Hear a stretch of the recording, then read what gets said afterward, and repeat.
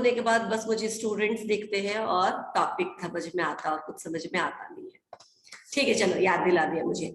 Now तो ये समझ में आया राइट्स का मतलब, यानी क्या राइट है होल्डर को, जो होल्ड कर रहा है उस इंस्ट्रूमेंट, उसका राइट क्या हुआ कि अगर इन केस ऑफ डिसऑनर, अगर डिसऑनर हो जाता है इंस्ट्रूमेंट, तो you can directly sue to the person who has given that particular instrument, issued that particular instrument। पीछे के होल्डर्स को कंसल्ट करने की, पूछने की कोई जरूरत नहीं है, राइट। अच्छा, अब निगोशिएबल इंस्ट्रूमेंट कितनी बार हम ट्रांसफर कर सकते हैं? एनी नंबर ऑफ टाइम, ठीक है ना। उसको हम कभी भी कितने बार भी ट्रांसफर किया जा सकता है, till the before the date of maturity. यानी मान लो कि मैंने 25 जुलाई को कोई चीज कोई चेक दिया आपको। चेक इसलिए बता रही हूँ कि चेक आप लोग समझ जाएंगे। अगर अभी बीओई बताऊंगी, प्रोमिसरी नोट बताऊंगी तो नहीं समझ में आएगा। पहले प्रोमिसरी नोट समझोगे तब तो उसके कैरेक्टरिस्टिक समझ में आएंगे। तो चेक अगर मैंने आपको 25 जुलाई को दिया, अब 25 जुलाई को मैंने दिया तो कब तक वैलिड है? 25 जुलाई से 25 अगस्त, सितंबर एंड अक्टूबर, 25 अक्टूबर तक ही वो चेक वैलिड है। तब तक मैं किसी को भी वो ट्रांसफर कर सकती हूँ, लेकिन उसके लिए उसको बेयरर चेक होना जरूरी है, राइट। अकाउंट पे ही चेक है तो फिर हम ट्रांसफर नहीं कर सकते, क्योंकि जिसका अकाउंट मेंशन है उसमें, उसी के अकाउंट में वो अमाउंट जाएगा, तो वो ट्रांसफरेबल नहीं हो सकता है, राइट।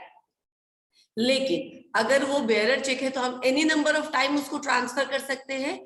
इसीलिए बोला जाता है कि negotiable instrument can be transferred. जी सर,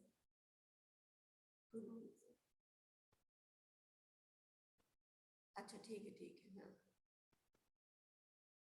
समझ गए। उसका छुट्टी दे देंगे बच्चों को, क्योंकि लास्ट आपका होता है, मेरा होता है, मेरा होता है। ठीक है, ठीक है, ठीक है ओके। तो उसको हम कई भी बार, कितनी भी बार एक जगह से दूसरी जगह ट्रांसफर कर सकते हैं before the date of maturity, क्योंकि 25 अक्टूबर के बाद तो वो स्टेल चेक हो जाएगा, इनवैलिड चेक हो जाएगा, है ना। उसके बाद उसको कोई भी निकाल नहीं सकता है। अगर आपको पैसे चाहिए तो आपको दूसरा चेक इशू कराना पड़ेगा, जिसने भी इशू किया है उससे। समझ में आया ये point? Yes ma'am. The holder of the instrument need not give notice. ये जो मैंने आपको बताया, जो अभी जैसे आदर्श के पास अभी वो इंस्ट्रूमेंट है, तो उसको प्रायर पार्टीज को नोटिस देने की जरूरत नहीं है। अगर डिसऑनर होता है तो he can directly sue to the issuer on his own name, ठीक है, क्लियर। फोर्थ पॉइंट में कोई लाइन या कोई पॉइंट या कोई वर्ड जो नहीं समझ में आया? नो मैम, ठीक है, क्लियर है। अब हम चलते हैं प्रॉम्प्ट पेमेंट पे। फिफ्थ पॉइंट है, negotiable instrument enables the holder to expect prompt payment because dishonour means ruin of credit of all person who are parties to the instrument. इसका मतलब क्या हो? प्रॉम्प्ट मतलब तात्कालिक, ठीक है ना, जो टाइम दिया गया उस टाइम पे उसका पेमेंट हो जाएगा। इस इंस्ट्रूमेंट का मतलब ये होता है कि जो भी टाइम आपने मेंशन किया उस टाइम पे आपको प्रेजेंट किया जाएगा और आप क्या करेंगे, उसका पेमेंट कर देंगे। अगर डिसऑनर होता है, ठीक है ना, कई बार आप सुनते होंगे चेक बाउंस करने से कई बार कोर्ट केस भी हो जाता है, अगर उस पार्टी का चेक बार बार बाउंस हो रहा है तो, ठीक है ना, it's not a good thing, और ये गुडविल को प्रभावित करता है। जैसे कि आपका जो क्रेडिट वर्दीनेस बना हुआ मार्केट में, एंड मार्केट में क्रेडिट बहुत इंपॉर्टेंट चीज है, यानी कि आपका जो क्रेडिट वर्दीनेस, यानी कि आपको कोई लोन क्यों देता है? Because they trust you that you will return on time, right, तभी तो कोई लोन देता है ना। तो ये व्यापार में बहुत इंपॉर्टेंट होता है, आदमी अपना ट्रस्ट बना के रखता है मार्केट में। अगर आपका चेक या आपका दिया गया इंस्ट्रूमेंट बार बार डिसऑनर हो रहा है तो इससे क्या हो जाएगा? आपका तो नुकसान होगा ही, साथ में और भी जो पार्टीज है जो आपसे लेकर के किसी और को दे रहे, जिनका अपना कोई फॉल्ट नहीं है, उनका भी ट्रस्ट या क्रेडिट वर्दीनेस अफेक्टेड होगा, नेगेटिवली एडवर्सली अफेक्टेड होगा। बोले अरे ये क्या क्या चेक देता है, कहाँ से लाता है, पता नहीं, हर बार क्या होता है, बाउंस हो जाता है, ठीक है ना, नहीं हम इसको पेमेंट नहीं देंगे, ठीक है ना, इसको लोन नहीं देंगे या इसको उधार में नहीं देंगे। समझ में आया? तो प्रॉम्प्ट पेमेंट होना चाहिए, और जो भी होल्डर होता है, यानी जिसके पास भी वो चेक आता है, वो यही एक्सपेक्ट करता है कि on the date of payment इसका पेमेंट मिल जाएगा। अगर ये बार बार डिसऑनर्ड होता है तो इसका मतलब होता है जो क्रेडिट होता है, जो ट्रस्ट होता है एक दूसरे के बीच में, वो रुइन हो जाता है अगर इस तरह का इंस्ट्रूमेंट डिसऑनर्ड होता रहेगा तो। और प्रिजम्पशंस मतलब क्या होता है? नॉर्मली एजम्पशंस होता है, यानी धारणाएं या मान्यताएं, राइट। तो निगोशिएबल इंस्ट्रूमेंट से रिलेटेड कुछ प्रिजम्पशंस हैं, ठीक है ना। A negotiable instrument is always subject to certain presumptions which are enumerated in section 118 and 119। इन दोनों सेक्शन में प्रिजम्पशंस को डिस्कस किया गया, जो हम अभी डिस्कस करेंगे। अब तक जो हमने डिस्कस किया वो क्या था? Characteristics of a negotiable instrument. लेकिन presumptions as a negotiable instrument का मतलब होता है कि अगर निगोशिएबल इंस्ट्रूमेंट है तो उसके बारे में अपने आप ही ये मान्यता है, ये माना जाएगा, इसको क्लियर करने की जरूरत नहीं है। हर निगोशिएबल इंस्ट्रूमेंट के साथ ये धारणाएं या मान्यताएं होती है। पहला क्या है? कॉन्सिडरेशन, यानी कि जो मैंने आपको पहले बताया था कि जब कभी भी आपको हम प्रोमिसरी नोट देते हैं, बिल ऑफ एक्सचेंज देते हैं या चेक देते हैं, वो किसी न किसी कंसिडरेशन के रूप में देते हैं। कंसिडरेशन का मतलब आपने कुछ किया है और आपको उसके बदले में हम कुछ दे रहे हैं, है ना। कंसिडरेशन याद है ना कॉन्ट्रैक्ट एक्ट का? Yes, ma'am. तो this is Yes, what. ma'am. So negotiable instrument किसी भी पार्टी के पास जाएगा, बैंक के पास जब भी आप चेक लेकर के जाएंगे, संजलि आपने ये पूछा था एक बार, तो आप जब भी जाएंगे बैंक के पास, बैंक को ये लगेगा कि आपको ये गुड फेथ में मिला हुआ है, this is because of certain consideration, या आपके नाम से इंडोर्स किया गया है। क्लियर? तो निगोशिएबल इंस्ट्रूमेंट हमेशा कंसिडरेशन यानी आपके किसी काम या किसी सर्विसेज के बदले में ही आपको दिया जाता है, ये उसका प्रिजम्पशन है, राइट। यानी कि सबसे पहले आप पे डिस्ट्रस्ट नहीं किया जाएगा, ट्रस्ट किया जाएगा कि आपने इसको गुड फेथ में लिया है। Clear? Yes, ma'am. Yes, ma'am. दूसरा डेट। डेट के बारे में क्या है मान्यता? नॉर्मली ये मान्यता, ठीक है। अब तुम लोग पोस्ट डेटेड चेक सुनते होगे ना, पोस्ट डेटेड चेक सुनते होगे। क्या होता है पोस्ट डेटेड चेक? किसी को मालूम है? सिंस आप लोगों ने किसी ने चेक से अभी तक बैंक ट्रांजैक्शन नहीं किया तो हो सकता है नहीं मालूम हो, लेकिन अगर मालूम हो तो बता सकते हो। What is a post dated cheque? Post मतलब क्या होता है?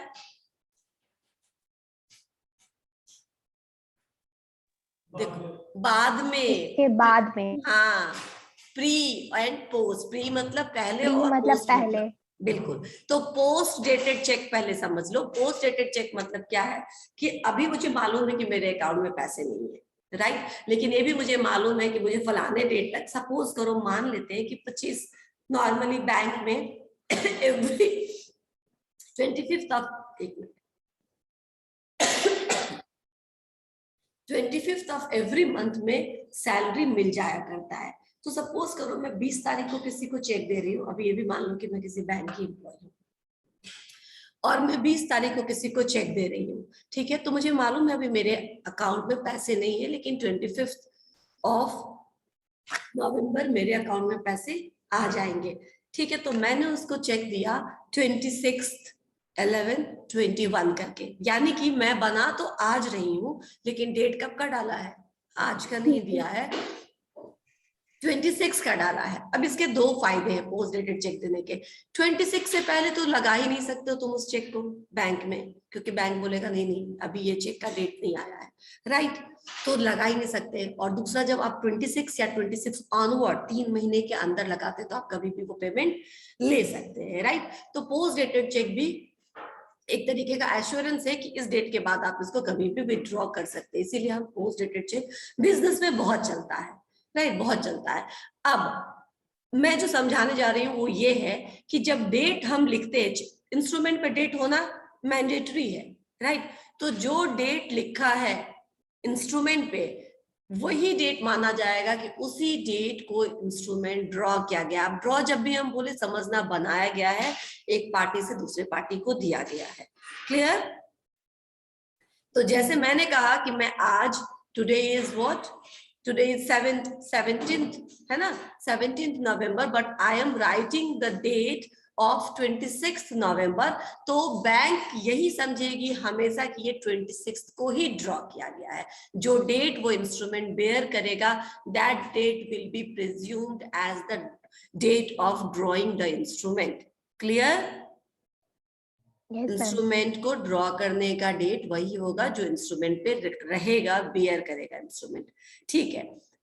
दोनों पॉइंट क्लियर? प्रिजम्पशंस में time of acceptance unless the contrary is proved, यानी कि इसके अलावा, जब तक कि आप इसके अलावा कुछ और प्रूव नहीं कर देते हैं कोर्ट में, तब तक क्या टाइम ऑफ एक्सेप्टेंस माना जाएगा? Every accepted bill of exchange is presumed to have been accepted within a reasonable time after its issue and before its maturity. यानी कि टाइम ऑफ एक्सेप्टेंस, यानी कि आपने एक्सेप्टेंस, ठीक है, एक्सेप्टेंस का जब केस आएगा ना तो बिल ऑफ एक्सचेंज आएगा, क्योंकि हर एक इंस्ट्रूमेंट को एक्सेप्टेंस के लिए प्रेजेंट करने की जरूरत नहीं होती है। अभी इतना ही समझ लो।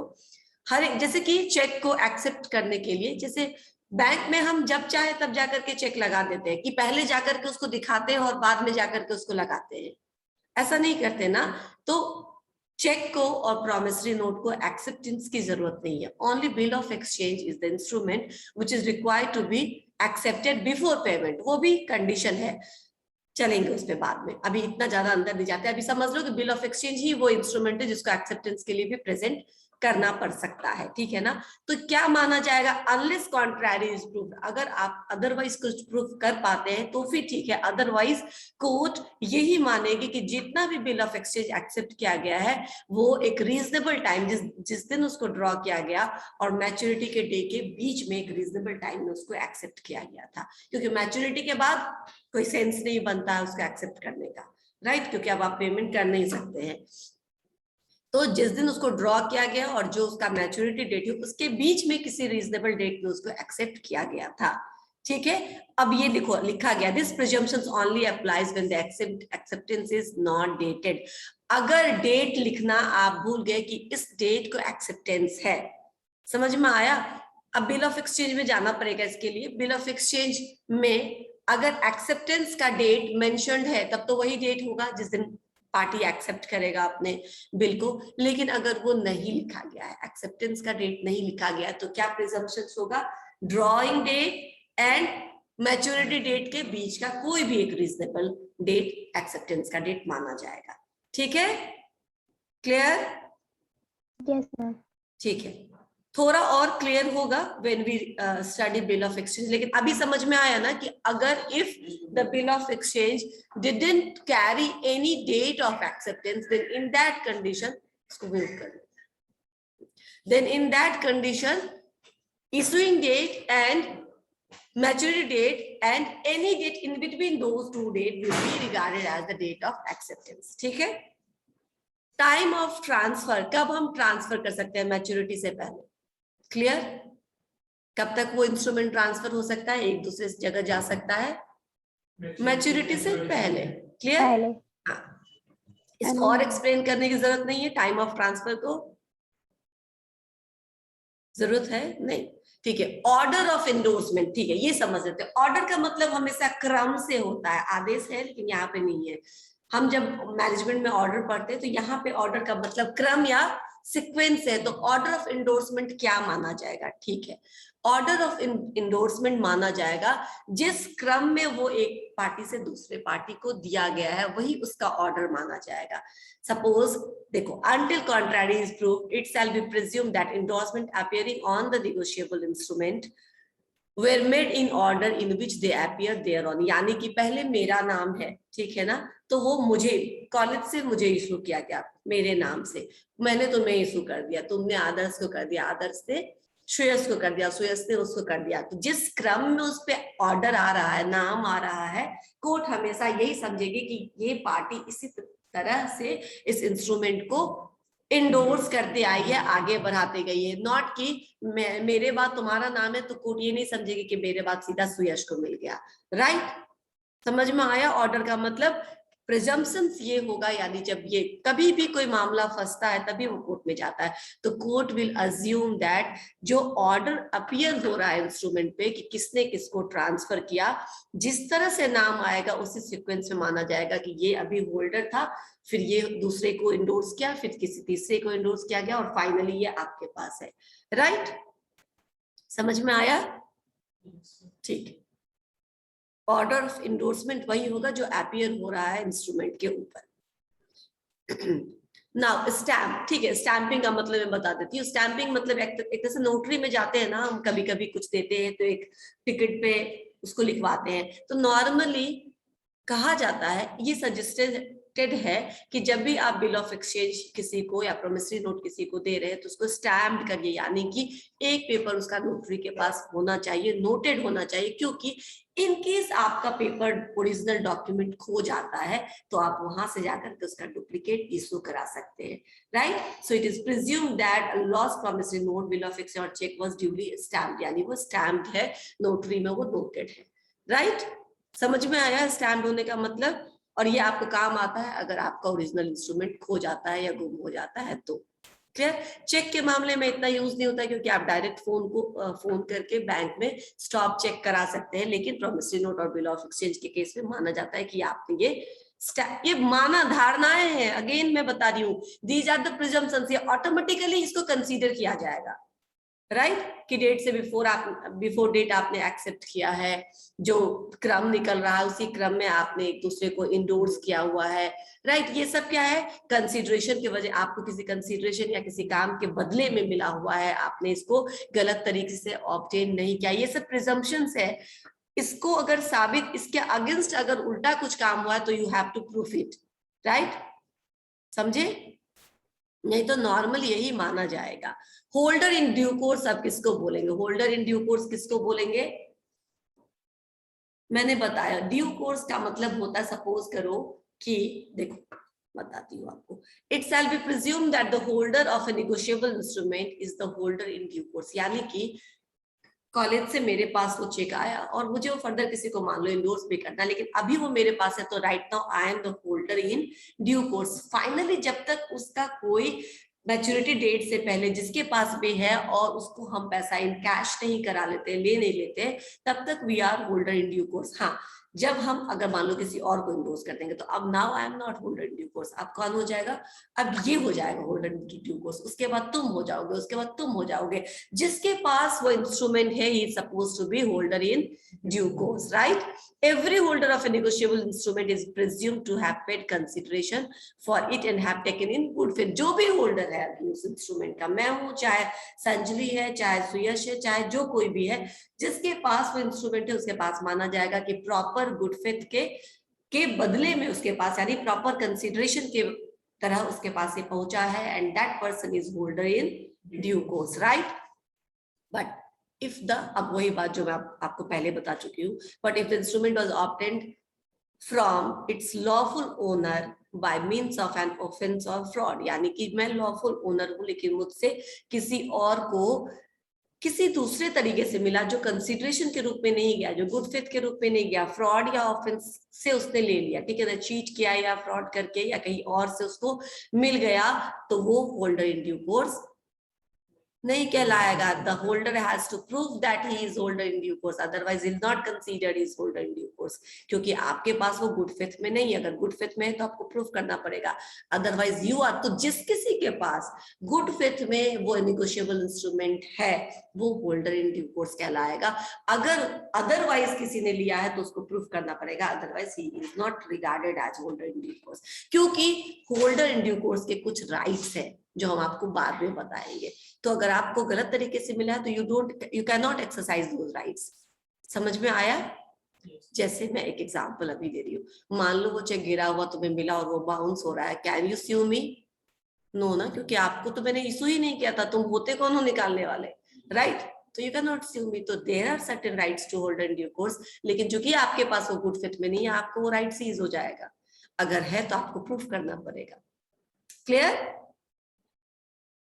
ठीक है। yes, अब है proof of protest. Proof of protest का मतलब है कि in section 119 it is laid down that in a suit upon an instrument which has been dishonoured, यानी कि अगर कोई इंस्ट्रूमेंट डिसऑनर्ड हो गया, अभी मैंने डिसऑनर्ड का मतलब बताया कि उसका as per promise, as per the terms and conditions of the instrument payment नहीं हुआ on the date of maturity. अगर हाँ पेमेंट नहीं होता है तो क्या करना पड़ेगा? The court shell on proof of the protest presume the fact of dishonor unless until such fact is disapproved। यानी कि सिंपल है, अगर आपको ये बोलना है कि नहीं मैंने इंटेंशनली इसको डिसऑनर नहीं किया है तो आपको ये प्रूफ करना पड़ेगा, क्योंकि कोर्ट इसको प्राइमा फेसी क्या समझेगी कि you have dishonoured it. Right. तो if the issuer has to proof it, ठीक है ना, ये वो प्रोटेस्ट कर रहा है कि नहीं ये डिसऑनर्ड नहीं हुआ, ये किसी और कारण से हुआ है, ठीक है ना, कोई टेक्निकल रीजन हो सकता है, कोई और वजह हो सकता है, देयर कैन बी, तो वो आपको वजह प्रूफ करना पड़ेगा कि ठीक है ना कि इस वजह से ये डिसऑनर्ड हुआ, यानी इंटेंशनल अगर वो डिसऑनर्ड नहीं है तो you need to proof, otherwise court will consider it as a dishonoured instrument, right. तो ये जो बर्डन होगा प्रूफ करने का वो किसका होगा, इशू करने वाले पर होगा, राइट। जिसके अकाउंट से वो डेबिट होना है उसको कहना पड़ेगा कि नहीं ये डिसऑनर्ड इस वजह से नहीं हुआ, इनसफिशिएंट फंड नहीं था, या फिर जब हमने इशू किया था तब इसमें पूरा फंड था, चूंकि इन्होंने लेट से लगाया है और तब तक कोई दूसरा चेक लग गया था इसलिए इनसफिशिएंट फंड हो गया था, तो हम इसको पेमेंट कर देंगे और एक दिन के अंदर हम पेमेंट कर देंगे टाइम देके, तो आप कर सकते हैं। अदरवाइज अगर आप ये प्रूफ कर सके तो ठीक है, otherwise court will consider it as dishonoured instrument, right. और उसके बाद उसके अपने डिसऑनर्ड होने के बाद अपनी अलग कार्रवाई होती है जो हो सकती है इशूअर पे, ठीक है ना।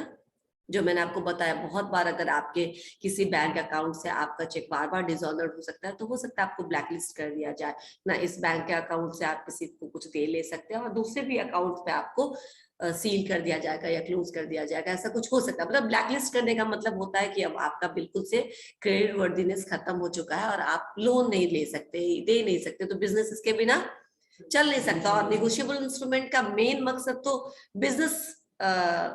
बिजनेस लॉ ही पढ़ रहे हैं हम लोग, बिजनेस को ही प्रमोट करना है, राइट। क्योंकि थोड़ा बहुत जो हम लोग करते हैं ट्रांजेक्शन वो तो कैश में भी चल सकता था, लेकिन हेवी ट्रांजेक्शन जहाँ पे बिजनेस डीलिंग हो रहा है वहां पे नेगोशिएबल इंस्ट्रूमेंट का यूज असल में होता है, राइट। ठीक है, अब आते हैं टाइप्स। यहां तक क्लियर है? प्रिजम्पशंस एंड कैरेक्टरिस्टिक्स क्लियर है सबको या कुछ डाउट है? सबको क्लियर है यहाँ पे? जितने भी हम लोगों ने कैरेक्टरिस्टिक्स और प्रिजम्पशंस पढ़े, ठीक है। अगर कभी कुछ नहीं समझ में आए तो पूछ सकते हो बाद में भी पढ़ के देखने के बाद, ठीक है। अब कितने टाइप के नेगोशिएबल इंस्ट्रूमेंट है आपको ऑलरेडी मालूम है, क्या क्या है? Promissory notes, bills of exchange, check. ठीक है, तो सबसे पहले प्रॉमिसरी नोट को डिफाइन कर लेते हैं। प्रॉमिसरी नोट नाम ही से आपको क्लियर है, सेक्शन 4 में प्रॉमिसरी नोट के बारे में लिखा गया है। अ promissory note is an instrument in writing, बहुत ज्यादा नहीं पढ़ाएंगे इसके बारे में, थोड़ा ही बता देते हैं आज। A promissory note is instrument in writing, obviously all instruments are in writing, हम लोगों ने कैरेक्टरिस्टिक्स देखा है। ये ब्रैकेट वाला जो है ना अभी छोड़ दो, मैं इसके बाद बताती हूँ तुम्हें। Not being a bank note और करेंसी नोट, ये ब्रैकेट में मैंने लिखा है, इसको मैं एक्सप्लेन करूंगी। कंटेनिंग एन अनकंडीशनल अंडरटेकिंग, यानी अनकंडीशनल अंडरटेकिंग मतलब अंडरटेक करे, यानी हम आपको लिख करके दे रहे हैं कि ऐसा करेंगे हम, प्रॉमिस, ठीक है ना। कंटेनिंग एन अनकंडीशनल प्रॉमिस या undertaking signed by the maker, यहाँ पर प्रॉमिसरी नोट के केस में हम मेकर का यूज करते हैं, ड्रॉअर ड्रॉई, चेक के केस में करते हैं, यहाँ पे क्या करते हैं, मेकर, ठीक है ना, जो कर रहा है प्रॉमिस उसको मेकर बोलेंगे। Signed by the maker to pay a certain sum of money to or to the order of a certain person, यानी कि डायरेक्टली हम आपको दे देंगे, आदर्श को मैंने वो प्रॉमिसरी नोट मेक करके दिया कि I pay you this amount on so and so date, ठीक है। और ऑर्डर पे मैंने आपको दिया कि आप किसी को भी भेजोगे ऑन ऑर्डर तो आई विल पे हिम, लेकिन ऑर्डर पे भेजने का क्या होता है कि आप पीछे साइन करिए कि ठीक है ऑन ऑर्डर मैं आपको दे रहा हूं कि I am not able to come so you can give certain person, ठीक है ना, मैंने वो साइन करके रिकमेंड कर दिया है। तो on order of certain person, यानी आदर्श के ऑर्डर पे किसी और को पे करना हो तो मैं उसको दे सकती हूँ, या फिर बेयरर जो भी लेकर के आएगा, ठीक है। यानी बेयरर इंस्ट्रूमेंट हो सकता है प्रॉमिसरी नोट, ऑर्डर इंस्ट्रूमेंट हो सकता है, और डायरेक्टली मैं किसी को पे कर सकती हूँ, राइट। ये समझ में आया? तो अब एक चीज है, आई प्रॉमिस टू पे, उस पे लिखा होगा this much money on this date to others और ऑन ऑर्डर, यानी कि या तो आदर्श को या फिर ऑन ऑर्डर, यानी आदर्श जिसको भी ऑर्डर करेगा मैं उसको ये इस डेट पे इतना पैसा दे दूंगी। ये इतना सिंपल, इतना फ्लैट होगा, कहीं कोई कंडीशन है?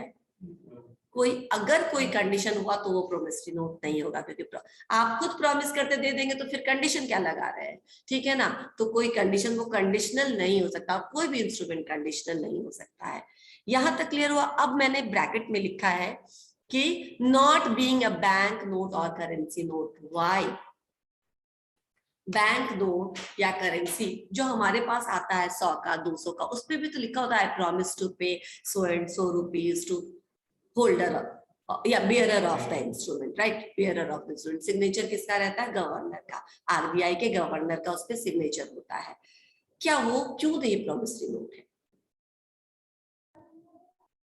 मैंने बोला ये नहीं है। Note being a bank note और करेंसी नोट, ये दोनों प्रॉमिसरी नोट नहीं हो सकता है। क्यों? Any answer?